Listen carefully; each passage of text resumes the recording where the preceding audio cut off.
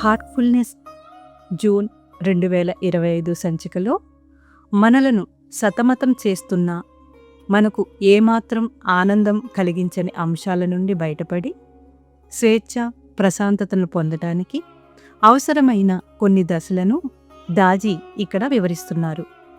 అలాగే ప్రాణాహుతి ప్రసారం యొక్క పరిణామం చెందించగల శక్తిని గురించి దాజీ ఈ వ్యాసంలో వివరిస్తున్నారు. కొంతమంది నృత్యం ద్వారా ఆనందాన్ని పొందుతూ ఉంటారు. వారి శరీరం నర్తిస్తూ ఉండవచ్చు, కానీ ఆత్మ మాత్రం ఏదో అనుభూతి చెందని విషయాన్ని గుర్తు చేసుకుంటూ ఉంటుంది. నిజానికి ఆనందంతో పరవశం చెందినప్పుడు మాత్రమే నృత్యం చేయడం సాధ్యమవుతుంది. ఈ ఆనందం అనేది కల్పించుకుంటే వచ్చేది కాదు.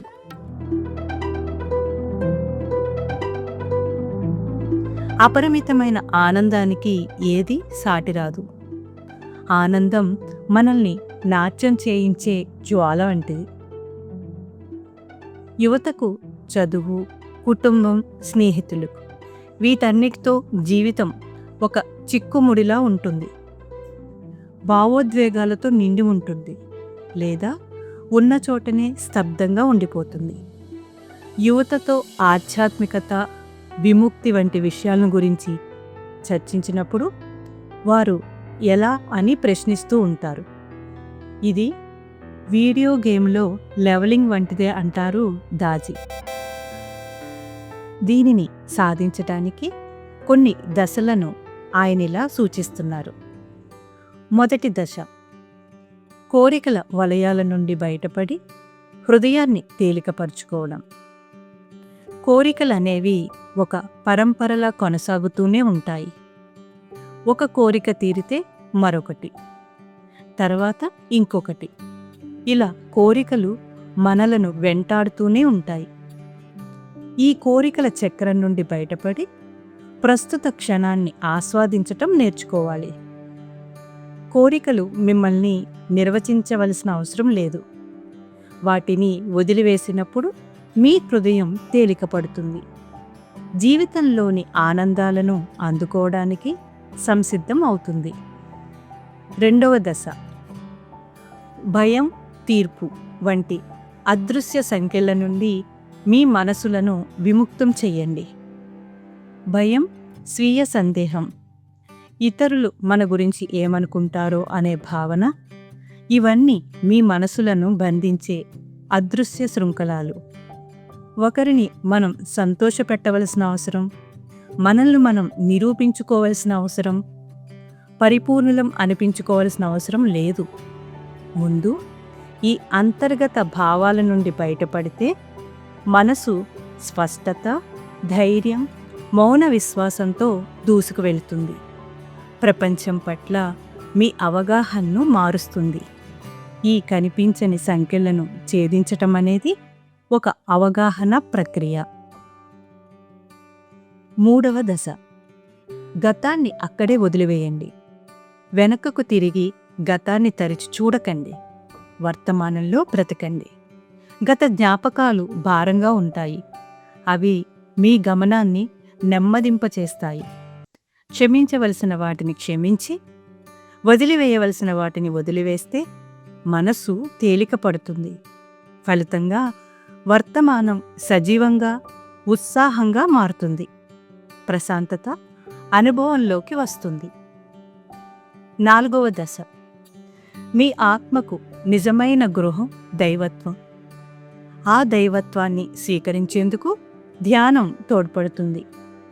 ఈ దశలను దాటి నాలుగవ దశకు చేరుకోవడం అంటే ఇప్పుడు మీ హృదయం స్వేచ్ఛగా, తేలికగా ఉందని అర్థం. ఇప్పుడు మీరు లోతైన జ్ఞానం, శాంతి పొందడానికి అనువైన ఒక పవిత్ర ద్వారం గుండా లోనికి ప్రవేశిస్తున్నారు. మీకు ముందు ఇక్కడకు ప్రవేశించిన బాబూజీ మహారాజ్, స్వామి వివేకానంద వంటి వారితో కలిసి మీరిక్కడ నడుస్తారు. ఇక్కడ మీరు ఎన్నడూ ఒంటరివారు కారు. మీలోనే ఉన్న కాంతిని, జ్ఞానాన్ని అందుకోవడం ఇక మీ చేతిలోని పని మాత్రమే. దైవత్వాన్ని స్వీకరించడం అనే దశలో ప్రాణాహుతి ప్రసారంతో కూడిన హార్ట్ఫుల్నెస్ ధ్యానం తోడ్పడుతుంది.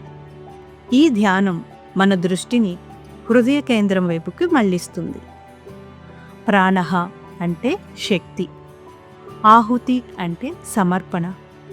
ఆ అనంతంతో అనుసంధానించబడిన సజీవ మార్గదర్శి సాధకునికి ఈ ప్రాణాహుతి ప్రసారాన్ని అందచేస్తారు. ఈ ప్రసారం మన అంతర్గత శక్తి క్షేత్రంలోని సంక్లిష్టతలన్నిటినీ తొలగిస్తుంది. ఫలితం మన శరీరంలోని ఆధ్యాత్మిక కేంద్రాలు లేదా చక్రాలు శుద్ధీకరించబడి మనం సరళంగా, స్వచ్ఛంగా తయారవుతాం. ప్రాణాహుతి ప్రసారం అంటే గురువర్యుల నుండి సాధకుల హృదయాల్లోకి ప్రవహించే దైవిక సారం అని చెప్పుకోవచ్చు. ఈ ప్రసారాన్ని అర్థం చేసుకోవడానికి మనకు ఉపయోగపడే శాస్త్రీయ సూత్రం ఎంట్రోపీ. ఎంట్రోపీ అంటే ఏదైనా వ్యవస్థలో రుగ్మతలను కొలిచే సాధనం. మన దృష్టి బాహ్యంగా ఉన్నప్పుడు మన వ్యవస్థ అస్థిరంగా ఉంటుంది. అదే మన దృష్టి కేంద్రం వైపు ఉంటే మన వ్యవస్థ స్థిరంగా ఉంటుంది. ప్రాణాహుతి ప్రసారం సహజంగానే మన దృష్టిని కేంద్రం అంటే మన ఆత్మ వైపు ఆకర్షిస్తుంది.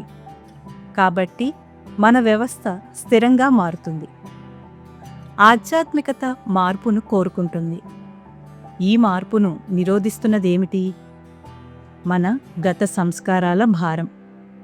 ప్రాణాహుతి ప్రసారం మనలను ఈ గత సంస్కారాలు అనే సంఖ్యల నుండి విడుదల చేస్తుంది. ప్రాణాహుతి ప్రసారం మన మనసులను నియంత్రించి మనలో చైతన్య విస్తరణకు తోడ్పడుతుంది. మొదటి ధ్యాన సెషన్లోనే మనం ఈ ప్రసారాన్ని అనుభూతి చెందుతాం. ప్రాణాహుతి ప్రసార సహిత, ప్రసార రహిత ధ్యానంలోని వ్యత్యాసం మనకు అనుభవంలోకి వచ్చినప్పుడు మన చైతన్యంలోని మార్పు మనకు అవగతమవుతుంది. ఒక సాధకుడు ప్రాణాహుతి ప్రసారం గురించి ఆలోచించిన తక్షణమే కాంతి కంటే వేగంగా అతను ఎక్కడ ఉన్నా కూడా ఆ ప్రసారం అతనిలోకి ప్రవహించటం ప్రారంభమవుతుంది. దానిని అతను స్వీకరించటం ప్రారంభిస్తాడు. ఎందుకంటే ఈ ప్రసారం భౌతిక సూత్రాలకు అతీతమైనది. ప్రతి ఒక్కరూ మార్పు చెందాలి అని కోరుకుంటే ఈ ప్రపంచాన్నే పరిణామం చెందించగల శక్తి ప్రాణాహుతి ప్రసారానికి ఉంది అంటారు దాజీ.